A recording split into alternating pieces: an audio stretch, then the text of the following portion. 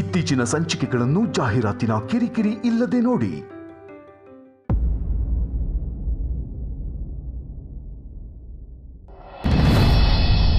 So nice sir. Within 2 days ಅಲ್ಲಿ ಇಷ್ಟೊಂದೆಲ್ಲ ಮಾಡೋದಂದ್ರೆ ನಾಟ್ ಆನ್ ಈಸಿ ಟಾಸ್ಕ್. ತುಂಬ ಇಂಟ್ರೆಸ್ಟಿಂಗ್ ಆಗಿದೆ. ನೀವೇನು ಅಂದ್ಕೊಂಡಿಲ್ಲ ಅಂದರೆ ಇನ್ನೊಂದು ಪ್ರಶ್ನೆ ಕೇಳಿ, ಪರವಾಗಿಲ್ಲ. ಈ ಆಹಾರ ಮೇಳ ಒಂದು ಈವೆಂಟ್ ಮಾತ್ರ ಅಲ್ಲ, ಚಾಲೆಂಜ್ ಆಗಿತ್ತು ಅಂತ ರೂಮರ್ಸ್ ಇದೆ ಸರ್.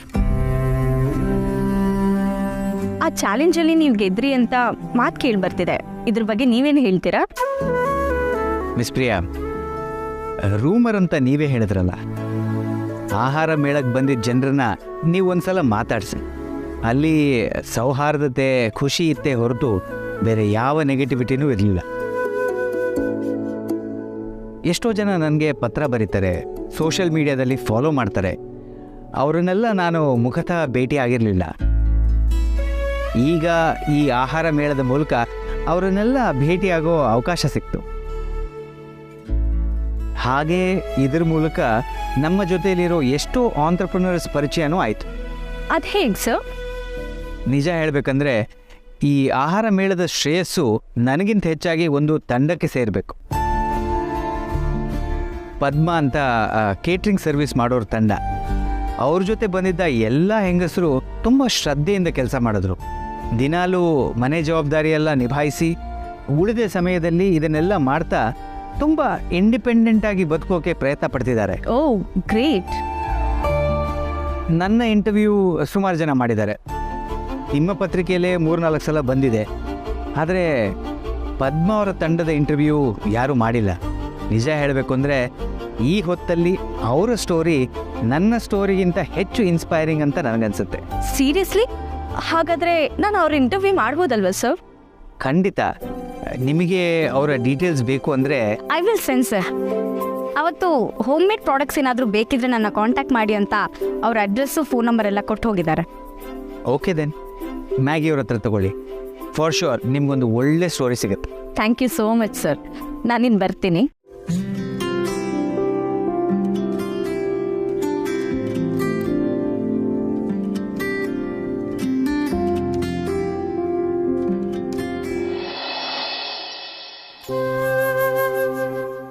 ಕೇಶವ, ಈಗ ಹೇಗಿದೆಯಾ? ಆರಾಮಾಗಿದ್ದೀನಮ್ಮ. ಡಬ್ಬಿ ಕಳ್ಸಕ್ಕೆ ಸುಮ್ಮನೆ ನಿಮಗೆ ತೊಂದರೆ ಆಯಿತು? ತೊಂದರೆ ಏನೋ, ಪಾಪ ಅವ್ರ ಆಫೀಸ್ ಹುಡುಗನ ಕಳಿಸಿದ್ನಲ್ಲ, ಒಂದಿನ ನೀನು ಕೊಟ್ಟು ಬರಲಿಲ್ಲ ಅಂದರೆ ಏನೂ ಆಗಲ್ಲ. ನೀನು ಸಂಜೆವರೆಗೂ ಇಲ್ಲೇ ರೆಸ್ಟ್ ಮಾಡು. ಪಕ್ಕದ ಬೀದಿನಲ್ಲೇ ಡಾಕ್ಟರ್ ಶಾಪ್ ಇದೆ, ಅವ್ರು ಸಂಜೆ ಬರ್ತಾರೆ, ಅವಾಗ ಹೋಗಿ ಬರೋಣ. ಅಯ್ಯೋ ಅಮ್ಮ, ಡಾಕ್ಟರ್ದ ಏನೂ ಬೇಡ, ಗಾಬರಿ ಆಗೋ ಅಂತ ನನಗೇನೂ ಆಗಿಲ್ಲ. ನಿದ್ದೆ ಇಲ್ಲದೆ ಈಗ ಆಗಿದೆ ಅಷ್ಟೆ. ಸ್ವಲ್ಪ ಹೊತ್ತು ಮಲಗಿದ್ರೆ ಎಲ್ಲ ಸರಿ ಹೋಗುತ್ತೆ. ನಿದ್ದೆ ಇಲ್ದೇನಾ? ಯಾಕೆ ರಾತ್ರಿ ಹೊತ್ತು ನೀನು ನಿದ್ದೆ ಮಾಡಲ್ವಾ? ಅದು ಅಮ್ಮ, ರಾತ್ರಿ ನನಗೆ ಸ್ವಲ್ಪ ಓದ್ಕೊಳ್ಳೋದಿರುತ್ತೆ. ಓದೋದಾ? ನೀನು ಕೆಲಸದ ಜೊತೆ ಓದ್ತಾನೂ ಇದೆಯಾ? ಹ್ಞೂ ಅಮ್ಮ, ನಾನು UPSC ಎಕ್ಸಾಮ್ ಕಟ್ಟಿ ಪಾಸಾಗಿ IAS ಆಫೀಸರ್ ಆಗಬೇಕು ಅಂತ ಆಸೆ. ಬೆಳಗ್ಗೆ ಎಲ್ಲ ಕೆಲಸ ಮಾಡಿ ಓದೋದಕ್ಕೆ ಅಂತ ನಂಗೆ ಸಿಗೋದೆ ರಾತ್ರಿ ಟೈಮ್ ಮಾತ್ರ. ರಾತ್ರಿ ಹೊತ್ತು ಓದ್ತಾ ಒಂದೊಂದ್ಸಲ ನಿದ್ದೆನೇ ಮಾಡಲ್ಲ. ಜೊತೆಗೆ ಆಚೆ ತುಂಬ ಬಿಸಿಲು ಬೇರೆ ಅಲ್ವಾ, ಸ್ವಲ್ಪ ಸುಸ್ತಾಗಿ ಪ್ರಜ್ಞೆ ತಪ್ಪೆ ಅಷ್ಟೆ.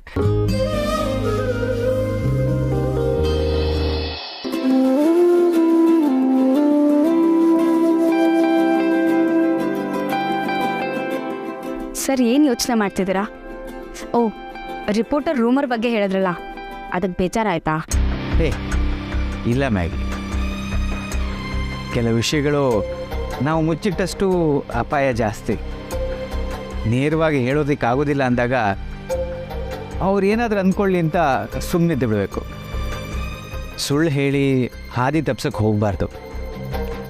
ನಾನು ಯೋಚಿಸ್ತಿರೋದು ಅದ್ರ ಬಗ್ಗೆ ಅಲ್ವೇ ಅಲ್ಲ. ಇನ್ಮೇಲೆ ರಾಜೇಶ್ ಬರಲ್ವಲ್ಲ, ಹೆಡ್ ಶೆಫ್ ರೀಪ್ಲೇಸ್ಮೆಂಟ್ಗೆ ಪ್ರೊಫೈಲ್ಸ್ ಕಲೆಕ್ಟ್ ಮಾಡು ಅಂತ ಹೇಳಿದ್ದೆ. ಏನಾಯಿತು? ಅಯ್ಯೋ ಸರ್, ಅದೊಂದು ದೊಡ್ಡ ಕತೆ. ಸುಮಾರು ಪ್ರೊಫೈಲ್ಸ್ನ ಕಲೆಕ್ಟ್ ಮಾಡಿದ್ದೀನಿ, ಆದರೆ ಅದನ್ನೆಲ್ಲ ನೋಡ್ತಿದ್ರೆ ನನಗೆ ತಲೆ ಸುತ್ತ ಬರ್ತಾವೆ. ಎಕ್ಸ್ಪೀರಿಯನ್ಸ್ ಇಲ್ಲ ಅಂದರೂ ಸ್ಯಾಲ್ರಿ ಮಾತ್ರ ಚೆನ್ನಾಗಿ ಎಕ್ಸ್ಪೆಕ್ಟ್ ಮಾಡ್ತಾರೆ ಸರ್. ಫೋನ್ ಕಾಲ್ ಕೂಡ ಬಂದಿತ್ತು, ಇಷ್ಟೇ ಹೊತ್ತಿರ್ತೀನಿ, ಜಾಸ್ತಿ ಹೊತ್ತಾಗಲ್ಲ, ನಮಗೇನು ಇಷ್ಟ ಆಗುತ್ತೋ ಅದನ್ನೇ ಮಾಡ್ತೀವಿ ಅಂತ ಅವ್ರವ್ರದ್ದೇ ಡಿಮಾಂಡ್ಸ್ಗಳು ಸರ್. ಹಾಗೆಲ್ಲ ಅಂತಾರ?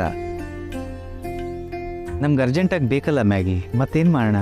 ಕೆಲವು ಪ್ರೊಫೈಲ್ಸು ಪರವಾಗಿಲ್ಲ ಸರ್, ಆದರೆ ನೀವು ಎಕ್ಸ್ಪೆಕ್ಟ್ ಮಾಡೋ ಎಲ್ಲ ಕ್ವಾಲಿಟೀಸು ಒಬ್ಬರಲ್ಲೇ ಸಿಗೋದು ಕಷ್ಟ. ಏನು ಹಾಗಂದ್ರೆ? ನಿಮಗೆ ಟೈಮ್ ರೆಸ್ಪೆಕ್ಟ್ ಮಾಡೋರು ಬೇಕು, ಕಿಚನ್ ಪೂರ್ತಿ ಮ್ಯಾನೇಜ್ ಮಾಡ್ಕೊಂಡು ಹೋಗೋ ಈ ಲೀಡರ್ಶಿಪ್ ಕ್ವಾಲಿಟಿ ಇರೋರು ಬೇಕು, ಬೇರೆ ಬೇರೆ ಶೆಫ್ಗಳನ್ನ ಕೂಲಾಗಿ ಹ್ಯಾಂಡಲ್ ಮಾಡೋರು ಬೇಕು, ಎಲ್ಲದಕ್ಕಿಂತ ಹೆಚ್ಚಾಗಿ ಮಾತಲ್ಲಿ ಬಿಹೇವಿಯರಲ್ಲಿ ಹಂಬಲ್ ಆಗಿರೋರು ಬೇಕು, ಎಲ್ರೂ ಫ್ಯಾಮಿಲಿ ಥರ ಟ್ರೀಟ್ ಮಾಡೋರು ಬೇಕು. ಈಗ ರಾಜೇಶ್ ಇನ್ಸಿಡೆಂಟ್ ಆದಮೇಲೆ ಕಷ್ಟ ಕಾಲದಲ್ಲಿ ಕೈ ಕೊಡದೇ ಇರೋರು ಬೇಕು ಅನ್ನೋದು ಸೇರ್ಕೊಂಡಿದೆ. ಇಷ್ಟೆಲ್ಲ ಕ್ವಾಲಿಟೀಸ್ ಒಬ್ಬರಲ್ಲೇ ಹೇಗಿರುತ್ತೆ ಸರ್? ಇಷ್ಟೆಲ್ಲ ಇದ್ದು ಅಡುಗೆನೂ ಚೆನ್ನಾಗಿ ಮಾಡಬೇಕು ಅಂತೀರಲ್ಲ ಸರ್, ಈ ಕ್ವಾಲಿಟೀಸ್ ಎಲ್ಲ ಇರೋರು ಸಿಗ್ತಾರೆ ಅಂತೀರಾ? ನನಗೆ ಯಾಕೋ ಈಗಾಗಲೇ ಸಿಕ್ಬಿಟ್ಟಿದ್ದಾರೆ ಅನಿಸಿದೆ ಮ್ಯಾಗಿ.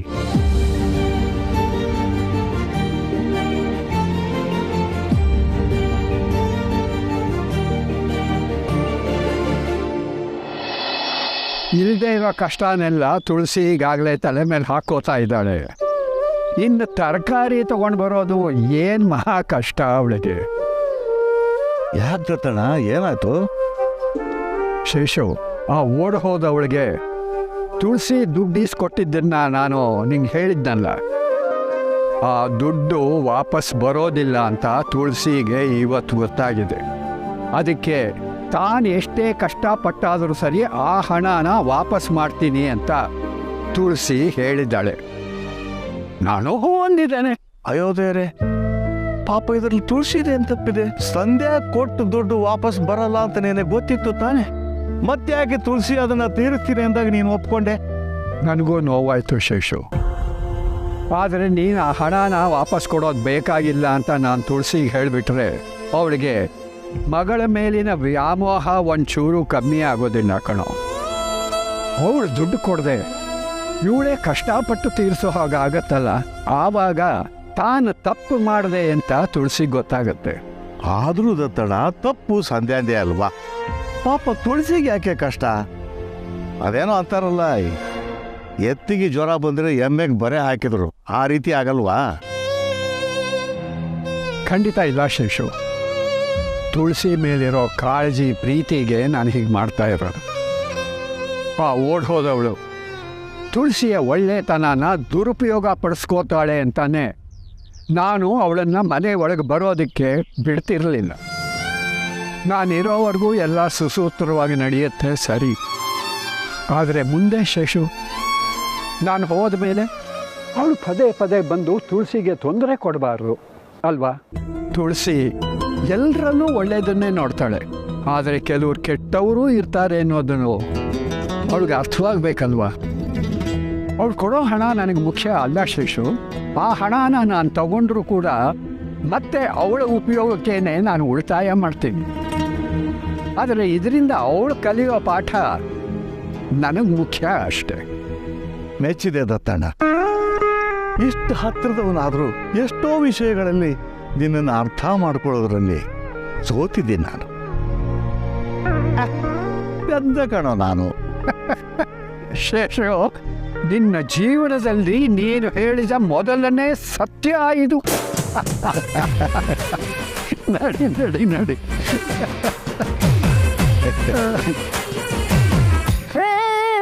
ಬಂದ್ಬೇಡ, ವಯಸ್ಸಾಗಿದೆ ನಿನಗೆ, ನಾ ಎತ್ಕೊಡ್ತೀನಿ.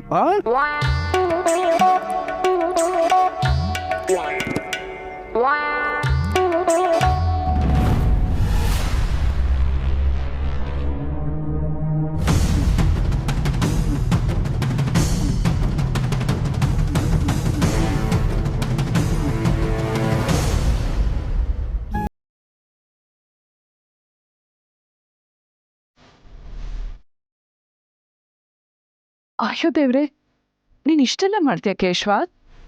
ನಮ್ಗೆ ಯಾರಿಗೂ ಗೊತ್ತೇ ಇರಲಿಲ್ಲ ನೋಡು. ನಿಂಗೆ ಇಷ್ಟೆಲ್ಲ ಓದಕ್ಕೆ ಆಸೆ ಇದೆ ಅಂದಮೇಲೆ ಅಂಗಡಿ ಕೆಲಸದ ಜೊತೆಗೆ ಡಬ್ಬಿ ಕೆಲಸನೂ ಮಾಡ್ತಾ ಇದೆಯಾ? ಇದನ್ನೆಲ್ಲ ಬಿಟ್ಟು ಹಗಲು ಹೊತ್ತಲ್ಲೇ ಓದ್ಕೋಬೋದಲ್ವಾ? ಇಲ್ಲ ಅಮ್ಮ, ಈ ಎಕ್ಸಾಮ್ ತಗೊಳ್ಳೋಕ್ಕೆ ಕೋಚಿಂಗ್ ಸೇರಬೇಕು, ಅದಕ್ಕೆ ತುಂಬ ಹಣ ಬೇಕು. ಹಣ ಬೇಕು ಅಂದರೆ ದುಡಿಬೇಕಲ್ವಮ್ಮ, ಅದಕ್ಕೆ ಕೆಲಸನೂ ಬಿಡೋಕ್ಕಾಗಲ್ಲ. ಎಷ್ಟು ಒಳ್ಳೆ ಹುಡುಗನೋ ನೀನು. ನಾವೆಲ್ಲರೂ ಸೇರಿ ನಿನ್ಗೇನಾದರೂ ಸಹಾಯ ಮಾಡ್ತೀವಿ. ನಿನ್ನ ಕೆಲಸ ಬಿಟ್ಟು ಮೊದಲು ನೀನು ಓದೋದೊಂದು ಕಡೆ ಗಮನ ಕೊಡು. ಇಲ್ಲ ಅಮ್ಮ, ಮೊದಲು ನಾನು ದುಡ್ಡಿಗೋಸ್ಕರ ಕೆಲಸ ಮಾಡ್ತಿದ್ದೆ, ಈಗ ನಿಮ್ಮ ಜೊತೆಗೆ ರವೀಂದ್ರ ಸರ್ ಜೊತೆಗೆ ಕೆಲಸ ಮಾಡೋದು ನಂಗೆ ತುಂಬ ಇಷ್ಟ. ಒಂದಿನ ಕೆಲಸ ಇಲ್ಲ ಅಂದರೂ ಏನೋ ಕಳ್ಕೊಂಡಂಗೆ ಆಗುತ್ತೆ.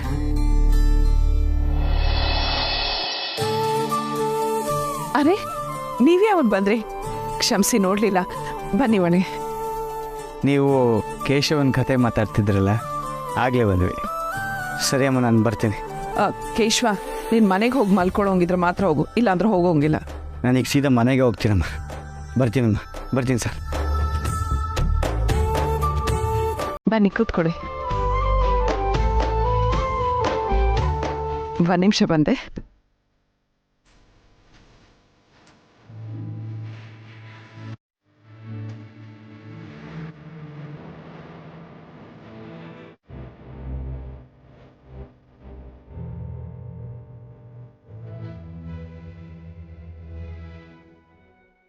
ಮನೆ ಸೈಲೆಂಟ್ ಆಗಿದೆ. ದತ್ತ ಇಲ್ವಾ? ಶೇಷನ್ ಅವ್ರ ಜೊತೆ ಆಚೆ ಹೋಗಿದ್ದಾರೆ. ಏನೇ ಹೇಳಿ, ದತ್ತ ಇದ್ರೇ ಮನೆ ಕಳೆ. ಈಗ ನಾವು ಬಂದಿರೋ ವಿಷಯಕ್ಕೆ ಬರ್ತೀವಿ. ಸದಾ ಮೇಡಮ್ ತಗೊಳ್ಳಿ. ಏನಿದು? ಸೀರೆ ತೋರಿಸಿದ್ರೆ. ಸೀರೆನಾ? ಯಾಕೆ ಮಾಧವ್ ಅವ್ರೆ? ನಮ್ಮ ಕೆಫೆಗೆ ಕೆಲ್ಸಕ್ಕೆ ಸೇರ್ಕೊಳ್ಳಿ ಅಂತ ಯಾವುದೇ ಹೆಣ್ಮಕ್ಳನ್ನ ಕರೆಯುವಾಗ ಹೀಗೆ ಸೀರೆ ಕೊಡ್ತೀವಿ. ಇದು ನಮ್ಮ ಕೆಫೆ ಸಂಪ್ರದಾಯ. ಆದರೆ ನನಗೆ ಯಾಕೆ ಮಾಧವ್ ಅವ್ರೆ? ನೀವು ನಮ್ಮ ಕೆಫೆಗೆ ಲೀಡ್ ಶೆಫ್ ಆಗಿ ಸೇರಬೇಕು ಅಂತ ನಮ್ಮ ಆಸೆ. ಅದಕ್ಕೆ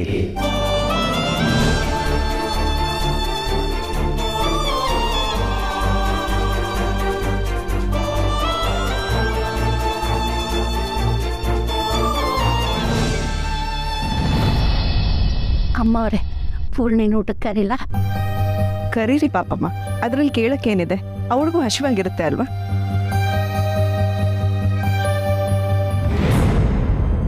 ನೀನು ಹೀಗೆ ನಾಟಕ ಮಾಡ್ಕೊಂಡೇ ಇರು. ಎಲ್ಲರ ಮಧ್ಯೆ ತಂದಿಟ್ಟೆ ಅಂತ ಖುಷಿ ಪಡ್ತೀಯ, ನೋಡಿದ್ರೆ ಏನೂ ಆಗೇ ಇರಲ್ಲ. ಈಗ ನೋಡು, ಎಲ್ಲ ತಣ್ಣಗಾಗೋಯ್ತು. ಕೆಫೆ ಪಪ್ ಆಗಲೇ ಇಲ್ಲ. ಎಷ್ಟು ಸಲ ಹೇಳಿದ್ದೀನಿ ಎಲ್ಲಿದ್ದೀವಿ ಅಂತ ನೋಡ್ಕೊಂಡು ಮಾತಾಡು ಅಂತ. ಈಗಿನ ಯಾರು ಇಲ್ವಲ್ಲ, ಹೇಳು. ಕೆಫೆಲ್ ದೊಡ್ಡಪ್ಪ ಸೋಲ್ತಾರೆ ಅಂತ ಅನ್ಕೊಂಡಿದ್ದೆ ತಾನೇ ನೀನು? ಯಾರು ಸೋತ್ರು ನನಗೆ ಬೆನಿಫಿಟ್ ಅಂತ ನನಗೆ ಗೊತ್ತಿತ್ತು. ಭಾವ ಸೋತಿದ್ರೆ ಕೆಫೆನ ಅವರಿಂದ ಕಿತ್ಕೊಂಡೆ ಅಂತ ಖುಷಿ ಆಗ್ತಿತ್ತು.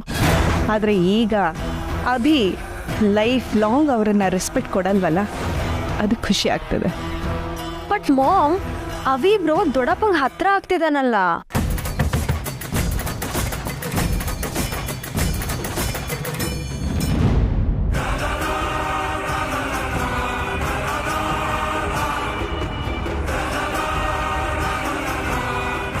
ಸುಮ್ಮನೆ ಬೇಡ್ದಿರೋ ವಿಷಯ ಬಗ್ಗೆ ತಲೆ ಹಾಕಬೇಡ. ಮೊದಲು ನಿನ್ನ ಬ್ಯಾಚುಲರ್ಸ್ ಪೇಪರನ್ನು ಕಟ್ಟಿ ಪಾಸ್ ಮಾಡ್ಕೊ. ಟೈಮ್ ವೇಸ್ಟ್ ಮಾಡಿದೆ UPSC ಕೋಚಿಂಗಿಗೆ ಸೇರ್ಕೊ ಅಂತ ಹೇಳಿದ್ನಲ್ಲ. ಇನ್ನೊಂದು ಸತಿ ಹೇಳ್ತಿದ್ದೀನಿ ಕೇಳು. ನೀನು IAS ಆಫೀಸರ್ ಆಗಬೇಕನ್ನೋ ನಿಮ್ಮ ಅಪ್ಪನ ಆಸೆನ ನೀನು ಈಡೇರಿಸಲೇಬೇಕು. ಏನಮ್ಮ ನೀನು ಶುದ್ಧ ಸೋಂಬೇರಿ ಥರ ಆಡಬೇಡ. ದಿ ಬೆಸ್ಟ್ ಕೋಚಿಂಗ್ ಸೆಂಟರ್ ಹತ್ರ ನಾನು ಮಾತಾಡಿದ್ದೀನಿ, ನಿನಗೂ ಹೇಳಿದ್ದೀನಿ ಅಡ್ಮಿಷನ್ ಮಾಡಿಸು ಅಂತ. ಸೇರ್ಕೊಂಡಿಯಾ? ಇನ್ನೂ ಇಲ್ಲ, ಸೇರ್ಕೋತೀನಿ. ಹೀಗೆ ಮಾತಾಡ್ತಿರು, ಸ್ವಲ್ಪನೂ ಸೀರಿಯಸ್ನೆಸ್ ಇಲ್ಲ ನೀನು. ಪೂರ್ಣಿ, ಬಾ ಪೂರ್ಣಿ, ಕೂತ್ಕೋ. ಪಾಪಮ್ಮ ಬಡಿಸಿ.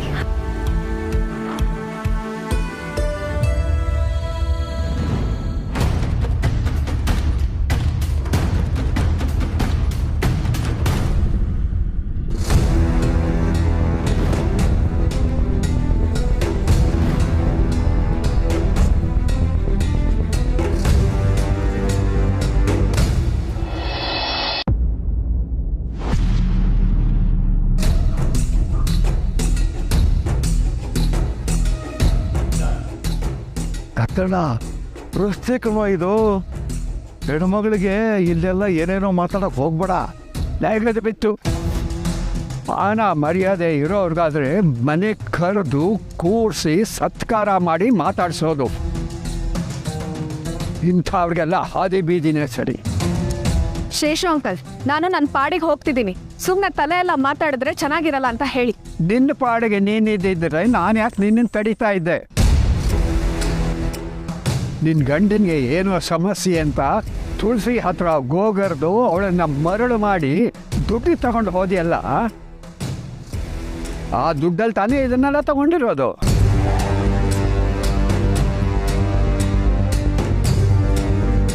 ನೋಡಿ, ನಾನು ಯಾವ ದುಡ್ಡಲ್ಲಿ ತಗೊಂಡಿದ್ದೀನಿ ಅಂತ ನಿಮಗೆ ಲೆಕ್ಕ ಒಪ್ಸೋ ಅಗತ್ಯ ನನಗಿಲ್ಲ. ಅಷ್ಟಕ್ಕೂ ಆ ದುಡ್ಡನ್ನ ನಾನು ನನ್ನ ಅಮ್ಮನ ಹತ್ರ ತಗೊಂಡಿರೋದು, ನಿಮ್ಮ ಹತ್ರ ಕೇಳೇ ಇರಲಿಲ್ವಲ್ಲ. ಒಳ್ಳೆ ಛತ್ರಿ ನೀನು ಛತ್ರಿ ಅಂತ ನನಗೆ ಗೊತ್ತಿತ್ತು, ನಿಮ್ಮ ಅಮ್ಮನಿಗೆ ಗೊತ್ತಿರಲಿಲ್ಲ. 3 ಲಕ್ಷ ಖರ್ಚು ಮಾಡಿದೆ ಅವಳಿಗೆ ಅರ್ಥ ಮಾಡ್ಸೋಕೋದನ್ನು. ನೋಡಿ, ಇನ್ನೊಂದ್ಸಲ ಹೇಳ್ತಿದ್ದೀನಿ, ನಾನು ದುಡ್ಡು ಕೇಳಿದ್ದು ಅಮ್ಮನ ಹತ್ರ, ನನಗೆ ದುಡ್ಡು ಕೊಟ್ಟಿದ್ದು ಅಮ್ಮ. ಮಧ್ಯದಲ್ಲಿ ನೀವ್ಯಾರು ಕೇಳೋದಕ್ಕೆ? ತೆಗೆದು ಬಾರಿಸಿದ್ರೆ ಇನ್ನೊಂದ್ಸಲ ಯಾರು ಅಂತ ಕೇಳೋದಕ್ಕೆ ಧೈರ್ಯ ಇರಬಾರ್ದು. ನಿನ್ನ ಗಂಡನಿಗೆ ಸಮಸ್ಯೆ ಅಂದ್ಯಲ್ಲ, ಅದು ಸುಳ್ಳು. ನೀನು ಆತ್ಮಹತ್ಯೆ ಮಾಡ್ಕೊಳ್ಳೋದಕ್ಕೆ ಪ್ರಯತ್ನ ಪಟ್ಟೆ ಅಂತ ಹೇಳಿದ್ಯಲ್ಲ, ಅದು ಸುಳ್ಳು ಅಂತ ನನಗೆ ಚೆನ್ನಾಗಿ ಗೊತ್ತು. ಆದರೆ ನಿಮ್ಮ ಅಮ್ಮನ ಕರುಳು ಪಾಪ ಕೇಳಬೇಕಲ್ಲ. ನಿನಗೆ ಉಪಕಾರ ಮಾಡಿದ್ರೆ ಹಾವಿಗೆ ಹಾಲು ಎರೆದ ಹಾಗೆ ಅಂತ ಅವಳಿಗೆ ಗೊತ್ತಿಲ್ಲ. ನಿನ್ನ ಮೊಸಳೆ ಕಣ್ಣೀರಿಗೆ ನಿಮ್ಮಮ್ಮ ಕರಗಬಹುದು, ನಾನು ಕರಗೋಲ್ಲ ತಿಳ್ಕೊ. ದುಡ್ಡು ಇಸ್ಕೊಂಡು ನೀನು ಗೆದ್ದೆ ಅಂತ ಅನ್ಕೋಬೇಡ. ನಿನ್ನ ಸ್ವಭಾವ ಗೊತ್ತಿದ್ರೂ ತುಳಸಿ ಮೂಲಕ ನಾನು ದುಡ್ಡು ಕೊಟ್ಟಿದ್ದೀನಿ ಅಂತಂದರೆ ಅದರ ಹಿಂದೆ ಏನೋ ಬಲವಾದ ಕಾರಣ ಇದೆ. ನನ್ನ ಮೇಲೆ ಇಷ್ಟೆಲ್ಲ ಕೋಪ ಇರೋರು ನನ್ನ ಹೆಸರಲ್ಲಿ 10 ಲಕ್ಷ ಬಾಂಡ್ ಇಟ್ಟಿದ್ದೀರಲ್ಲ, ಅದ್ಯಾಕೆ?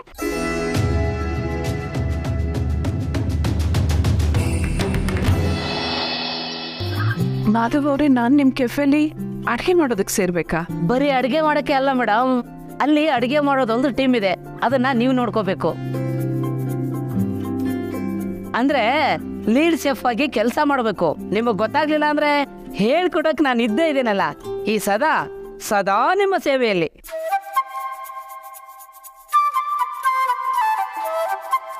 ನಾನಾ? ಹೌದು ತುಳಸಿ ಅವರೇ, ಮೊದಲನೇದಾಗಿ ನೀವು ತುಂಬ ಚೆನ್ನಾಗಿ ಅಡುಗೆ ಮಾಡ್ತೀರ ಅನ್ನೋದು ನಮಗೆಲ್ಲ ಗೊತ್ತಿರೋ ವಿಷಯ. ಆದರೆ ನಿಮ್ಮ ಸಾಮರ್ಥ್ಯ ಅಷ್ಟೇ ಅಲ್ಲ ಅನ್ನೋದು ನಮಗೆ ಗೊತ್ತಾಗಿದ್ದು ಕೆಫೆ ಚಾಲೆಂಜ್ ದಿನ. ಯಾರೂ ಇಲ್ಲದೆ ಇದ್ದಾಗ ನೀವೇ ಒಂದಷ್ಟು ಜನನ ಕರ್ಕೊಂಡು ಬಂದ್ರಿ. ಸಾವಿರಾರು ಜನಕ್ಕೆ ನೀವೇ ಮುಂದೆ ನಿಂತು ಅಡುಗೆ ಮಾಡಿಸಿದ್ರಿ. ಅದ್ರಲ್ಲಿ ನಂದೇನಿದೆ ಮಾಧವ್ ಅವರೇ? ಎಲ್ಲರೂ ಕಷ್ಟಪಟ್ಟು ಕೆಲಸ ಮಾಡಿದ್ರು, ಅದ್ರ ಜೊತೆಗೆ ನೀವು ಅಷ್ಟೇ ಪ್ರೋತ್ಸಾಹ ಕೊಟ್ರಿ. ಇಲ್ಲ ತುಳಸಿ ಅವರೇ, ಅಡುಗೆ ಮಾಡೋದು ಅಂದರೆ ತುಂಬ ಸುಲಭದ ಕೆಲಸ ಅನ್ನೋ ಭಾವನೆ ಎಷ್ಟೋ ಜನರಲ್ಲಿದೆ.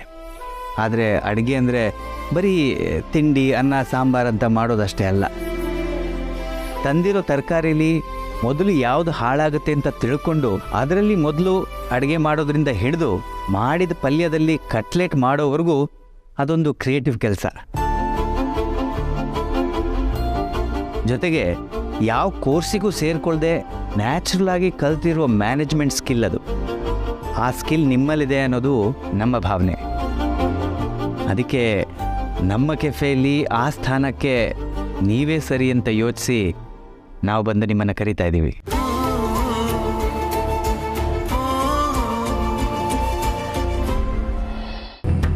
ಓ, ವಿಷಯ ಇದಾ? ನಾನು ಬಾಂಡ್ ಇಟ್ಟಿರೋ ತಿಳ್ಕೊಂಡು ಅದ್ರ ಹಿಂದೆ ಬಿದ್ದಿದ್ದಾಳ ಇವಳು.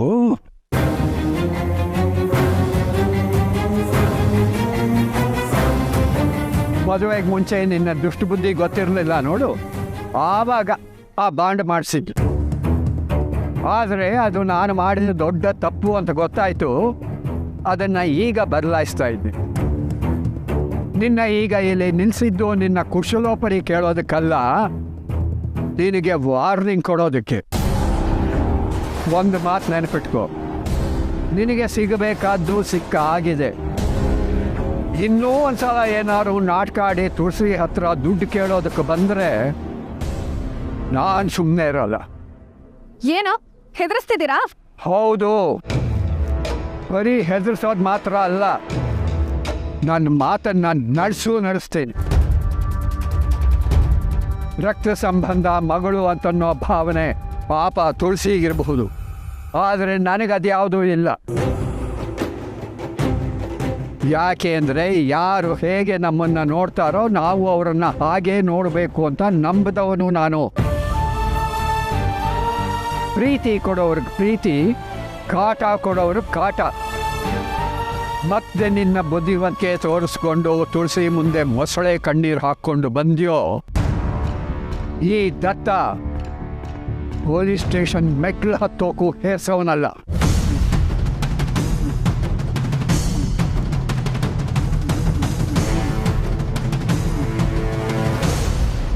ನಡೆಯೋ ಶೇಷು.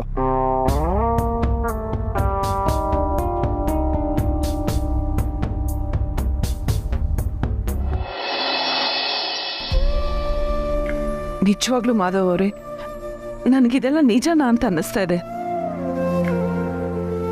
ನೀವು ಬಂದು ನನ್ನನ್ನು ಕೆಲ್ಸಕ್ಕೆ ಕರೆಯೋ ದಿನ ನನ್ನ ಜೀವನದಲ್ಲಿ ಬರುತ್ತೆ ಅಂತ ನಾನು ಅಂದ್ಕೊಂಡೇ ಇರಲಿಲ್ಲ. ಗೊತ್ತು ತುಳಸಿಯವರೇ, ನೀವಿದನ್ನು ನಿರೀಕ್ಷೆ ಮಾಡಿರಲಿಲ್ಲ. ಜೊತೆಗೆ ಈ ಕೆಲಸದ ಅಗತ್ಯ ನಿಮಗೆ ಇಲ್ಲದೇ ಇರ್ಬೋದು ಅಂತಲೂ ನನಗೆ ಗೊತ್ತು. ಆದರೆ ನೀವು ನಮ್ಮ ಕೆಫೆಗೆ ಸೇರಿಕೊಂಡ್ರೆ ನಮ್ಮ ಕೆಫೆಗೇನೆ ಶೋಭೆ. ತುಂಬ ದೊಡ್ಡ ಮಾತು ಮಾಧವ್ ಅವರೇ. ನೀವು ನನ್ನ ಮೇಲೆ ತುಂಬಾ ನಿರೀಕ್ಷೆ ಇಟ್ಕೊಂಡಿದ್ದೀರಾ ಅನ್ಸುತ್ತೆ. ಆದರೂ